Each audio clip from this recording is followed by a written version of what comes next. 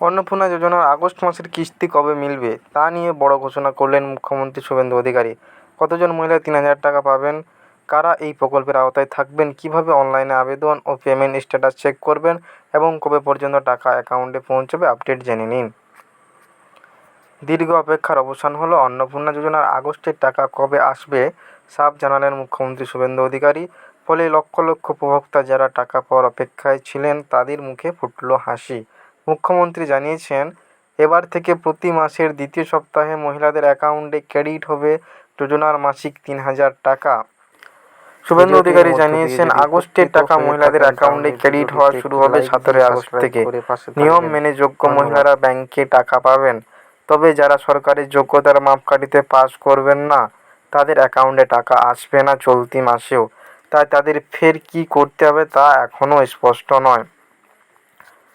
শুভেন্দু অধিকারী জানান, জুন মাস থেকে 31শে জুলাই পর্যন্ত অফলাইন অনলাইনে আবেদন নেওয়া হয়েছে।